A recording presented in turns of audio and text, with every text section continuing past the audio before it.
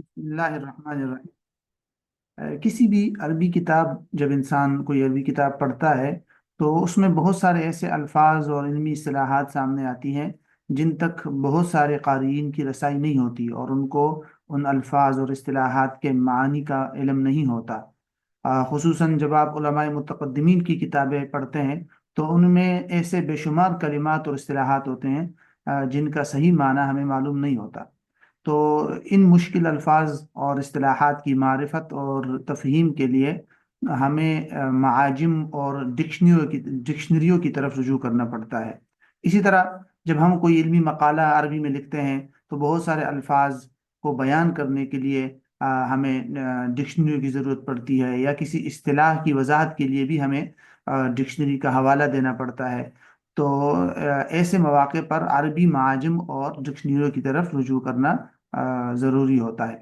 Dictionary کے لیے عربی میں دو الفاظ زیادہ استعمال ہوتے ہیں، ایک معجم جس کی جمع معاجم آتی ہے، اور دوسرا لفظ قاموس استعمال ہوتا ہے، جیسے قاموس الوحید اور اس طرح۔ بہرحال تو معجم کو استعمال کرنا، یا ڈکشنری، عربی ڈکشنری کو استعمال کرنے کا طریقہ کیا ہے؟ اس کے لیے کوشش تو یہ کرنی چاہیے کہ متقدمین اور جو قدیم معاجم ہے اور ڈکشنریاں ہیں ان کو استعمال کرنا چاہیے۔ اس کے لیے سب سے پہلا کام آپ یوں کریں کہ عربی کوئی بھی لفظ جو ہے اس کا مادہ نکالے۔ مادہ نکالنے کا مطلب یہ ہے کہ اس عربی کا روٹ آپ نکالیں، اور اس سے جو اضافی اور زائد چیزیں ہیں وہ آپ اس سے کاٹ دیں۔ مثال کے طور پر اگر اس کے ساتھ کوئی ضمیر لگی ہوئی ہے، علامتی ضمیر، تو اس کے لیے مثال کے طور پر آپ کہیں پر یہ لکھا ہوا ہے کہ کتب تو، یہ لفظ لکھا ہوا ہے کہیں پر، تو اس کے اندر اس کا معنی ہے کہ میں نے لکھا۔ اب یہ اس سے آپ تو کو ہٹا دیں گے، یا اسی طرح کسی لفظ پر علامت مضارع لگا ہوا ہے، ضمیر بھی ہٹائے اور علامت مضارع لگا ہوا ہے، جیسے یکتبو تو یا ہٹا دے، تکتبو لکھا ہوا ہے تو تا ہٹا دے۔ اسی طرح اگر اس پر کوئی حمزہ وصلی لگا ہوا ہے امر کے لیے، جیسے اکتب لکھو، تو وہاں سے آپ حمزہ وصلی ہٹا دے۔ تو یہ ساری چیزیں آپ نے ہٹانی ہوگی۔ یا اگر وہ تثنیہ ہے، جیسے یکتبانی ہے، تو اس کو سنگولر پر لے آئے، یعنی مفرد پر لے آئے۔ الف اور نون جو تثنیہ کے لیے استعمال ہوتے ہیں وہ ہٹا دے، اور شروع سے علامت مضارع بھی ہٹا دیجئے۔ یا اگر وہ جمع استعمال ہوا ہے، جیسے کتبو، تو وہاں سے آپ جمع کی جو علامت ہے وہ بھی ہٹا دے، جیسے واو اور الف۔ تو آخر میں آپ کے پاس 3 یا 4 لیٹر اور حروف کا ایک مادہ اور روٹ مل جائے گا، اور اسی کو آپ نے پھر معاجم کے اندر سرچ کرنا ہوتا ہے۔ جیسے یہ ہے، اب یہ لفظ مثال کے طور پر ہم نے یا تو اکتب سے نکالا، یا یکتبو سے یہ نکالا، یکتبو سے یہ نکالا، یا ہم نے اس کو کتبو سے یہ نکالا، تو ہمیں حاصل ہوا کاف تا اینڈ با۔ یہ ہمیں مثال کے طور پر مل گیا 3 لیٹر۔ اب اس کو تلاش کرنے کا طریقہ کیا ہے؟ تو یہ پوائنٹ ذہن میں رکھیں، یہ بہت ضروری ہے۔ کچھ معاجم اور کچھ ڈکشنریاں عربی کی اس طرح لکھی گئی ہیں کہ ان میں اس مادے اور کے جو حروف اصلیہ ہیں، ان کو حروف اصلیہ بولتے ہیں، یہ جو 3 حروف ہمیں ملتے ہیں آخر میں مادے کے طور پر، تو یہ جو حروف اصلیہ ہیں ان کے اول حرف کا لحاظ رکھ کر معاجم مرتب کی گئی ہے۔ یعنی جیسے کاف، کاف پہلا حرف ہے، تو جب آپ ان معاجم میں جائیں گے تو سب سے پہلے آپ کاف تلاش کریں گے کہ کاف کہاں سے شروع ہوتا ہے۔ پھر کاف کے اندر آپ جب جیسے ہی کاف کھولیں گے تو کاف کے بعد آئے گا کاف الف، کاف با، تو وہاں ہم نے جانا ہے کاف تا میں۔ پھر کاف تا جب آپ پہنچیں گے تو وہاں پر بھی ایسے ہی ہوگا، کاف تا کے بعد سب سے پہلے الف آئے گا، پھر کاف تا کے بعد با آ جائے گا، تو ہم اسی کو لے لیں گے اور وہیں پر آپ کو اس لفظ کا معنی مل جائے گا۔ یہ ایک طریقہ ہے، یہ دیکھیے۔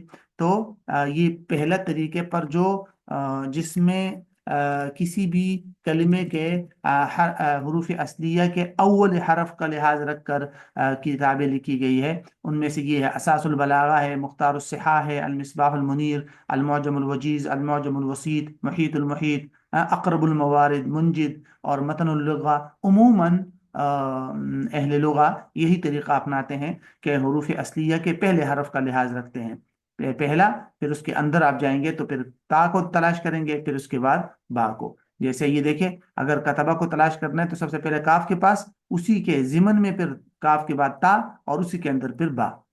دوسرا طریقہ یہ ہے، کچھ معاجم اور ڈکشنری عربی کی اس طرح لکھی گئی ہے جن میں آخری حرف کا لحاظ رکھا گیا ہے۔ جیسے اگر آپ وہاں تلاش کرنے چاہیں گے ان کتابوں میں، تو آپ کاف سے تلاش نہیں کریں گے بلکہ با کو سب سے پہلے تلاش کریں گے، با، اور پھر اس کے بعد شروع کی طرف آئیں گے، با کے بعد پھر کاف اور پھر تا۔ ٹھیک ہے، یعنی کہ یہ کاف تا با نہیں تلاش کریں گے بلکہ با کاف تا آپ تلاش کریں گے۔ یہ بھی کچھ ایسی لغات ہیں جیسے الصحاح ہے، لسان العرب ہے، القاموس المحیط ہے، یہ بہت مشہور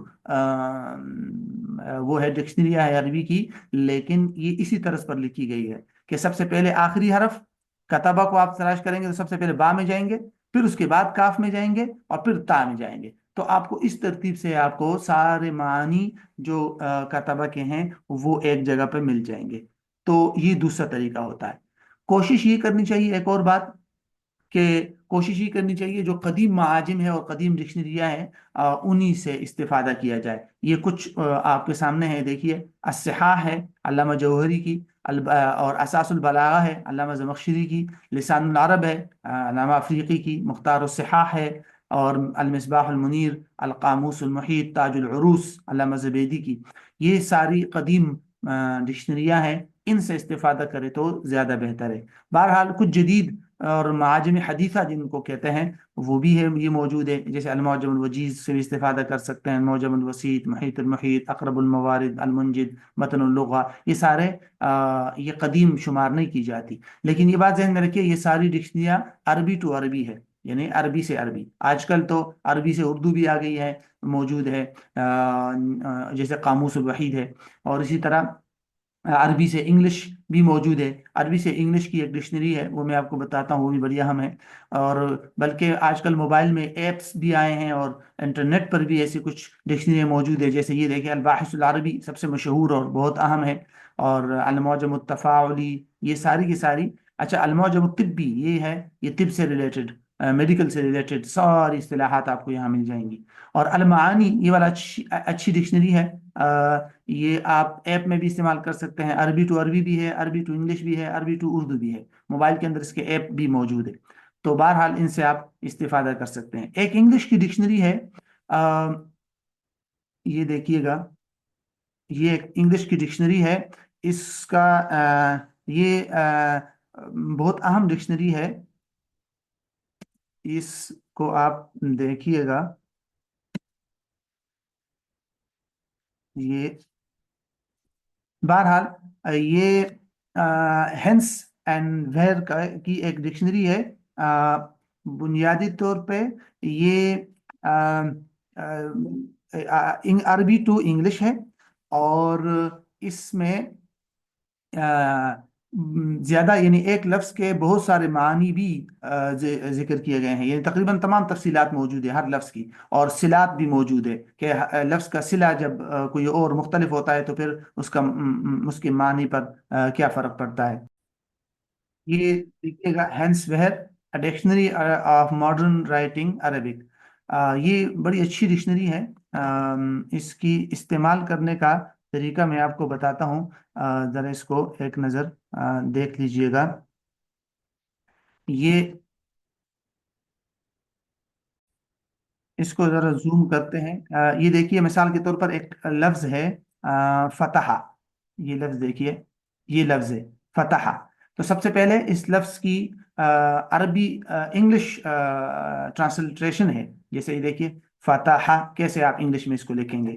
ایک سب سے پہلے یہ ہوتا ہے، اس کے بعد یہ اے نظر آ رہا ہے، یہ اے لکھا ہوا ہے، اے فتح کے بعد اے، اس علامت کا مطلب ہوتا ہے کہ بھئی فعل مضارع میں اس کے عین کلمے پر الف فتحہ آئے گا، زبر آئے گا، جیسے فتح تو فعل مضارع آئے گا یفتح، تا، جہاں پر فعل مضارع میں عین کلمے پر پیش آتا ہو تو وہاں یہ یہاں پر یو لکھیں گے، یو، اور جہاں پر زیر آتا ہو، جیسے ضرب یضرب، ریبو آئے گا، تو وہاں آپ کو یہاں ملے گا آئی۔